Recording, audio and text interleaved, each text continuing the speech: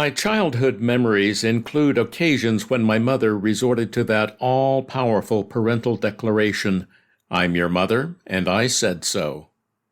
She had different reasons for saying these words. Sometimes we had exasperated her with childish behavior or with unending questions, and sometimes she was simply having fun with us. Sometimes we misbehaved to the point that her declaration was an assertion of her supreme authority, and a warning that we had best not test that authority any further.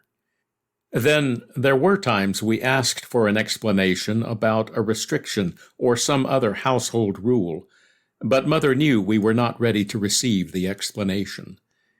The reasons we couldn't hang out with this or that person or stay outside any later, for example, involved unpleasant truths our young ears and hearts could not grasp. One day, when we were older, we would understand that the persons in question had reputations for lawlessness, or that there were dangerous people living down the street, and Mother was concerned for our safety. This is how I see it now, having participated in this process from a different perspective with my own children. The declaration, "I am your mother or father, and I said so," is an argument ender. The parents are the final authority, so the children better obey or suffer the consequences. Children learn at an early age that the fear of mom and dad is the beginning of wisdom. So it is with our God. We do what He says because He is God. There's no higher authority. He made us, and He can unmake us. The fear of the Lord truly is the beginning of wisdom. That's what Moses was trying to impart to the Hebrews after 40 years of leading them. He knew that from experience. He had pleaded with the Almighty to let him enter the promised land, even if only as a common citizen of Israel. God's answer was straightforward. "No, Moses. You can't go because I said so, and I am God. That's my final word on the matter. Joshua will take the people into the land." Did you know that Joshua is another way of saying Jesus? He was called Yehoshua in Hebrew and Yeshua in Aramaic. Perhaps we're supposed to learn something from this, that Moses can lead us to the promised land, but it's Yeshua who brings us into it. That's a good place to start in learning how law and grace fit together. Another good place to start is with the Ten Commandments. If Moses had written in American English, he might have presented the commandments like this: "I am the Lord your God. Don't ever have any other gods before me. Don't make any idols to worship, because I am your God, and I reserve all worship for myself. Don't profane my name. I take it personally if you misrepresent me. Remember my Sabbath day. Keep it holy and rest. You were slaves and never got any days off until I rescued you. So set this day apart as a memorial of what I did. Honor your father and mother because I said so, and so that you have a long life. I created all life. Don't take any life without authorization from me. Don't take from others anything that I have not given to you. Don't be unfaithful to the one to whom you have pledged your life, and that includes me. Your fellow humans are made in my image. Don't speak lies about them. Don't be so jealous of what I have given to others that you're not happy unless you have what is theirs. Maybe the fundamental reason we should do or not do anything is because God says so. He is God, and there's no authority above or beside him. That's why his word, his commandments, instructions, and teachings is our highest authority.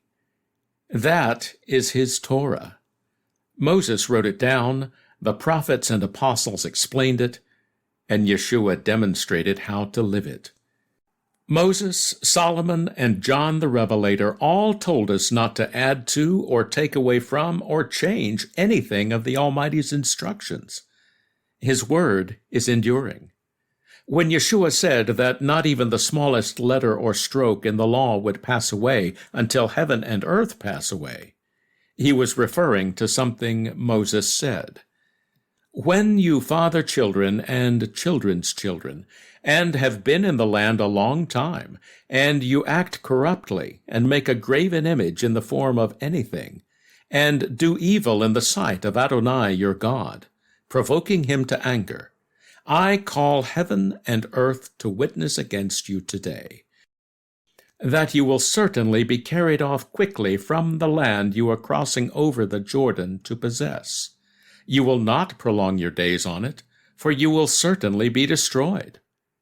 According to Yeshua, heaven and earth are still witnesses to how well or poorly God's people obey his standards of righteousness. That means the ancient Hebrews. But it also means the Hebrews of this day, those who have crossed over from death to life. Paul tells us why. And if you belong to Messiah, then you are Abraham's seed, heirs according to the promise. In Messiah, we identify as Abraham's children, which means we become Hebrews and part of Israel. That doesn't mean we become Jewish, nor that we replace the Jewish people as children of Abraham. What it means is that we get a place alongside them in this covenant nation God established through Abraham, our common ancestor. This is something else we learn from Moses. For you are a holy people to Adonai your God. From all the peoples on the face of the earth, Adonai your God has chosen you to be his treasured people. If we don't understand our Hebrew identity, then all these words are simply nice stories meant for someone else. For instance, we might understand from that verse about God choosing Israel that he chose Israel instead of Egypt, or Babylon, or Greece, or Rome, or any other nation. Well, that's correct, but that's not the only way to read it. From all the peoples on the face of the earth also means God populates Israel, both in ancient times and today, with people from every nation and tribe and people and tongue, just as John saw. After these things I looked, and behold, a vast multitude that no one could count, from every nation and all tribes and peoples and tongues, was standing before the throne and before the Lamb. They were clothed in white robes, with palm branches in their hands, and crying out with a loud voice, saying, Salvation belongs to our God, who sits on the throne, and to the Lamb. It seems that the Almighty fills his kingdom with people from all nations, even if they have never seen the promised land, nor had opportunity to meet the native-born of Israel, nor even learned all the ways of the Almighty during their lifetimes. Perhaps a heart for the Father is all that he requires for entry into his kingdom. If so, then who are we to add more requirements and prevent those who are entering from going in? This is something I don't fully understand, and I surmise no one fully understands it yet. We still see dimly, as in a mirror. Until the King reveals this to us all, the best we can do is live as citizens of his kingdom and help others do the same. The good thing is, we don't have to understand. All we have to do is obey, because he is our Father, and he says so. For your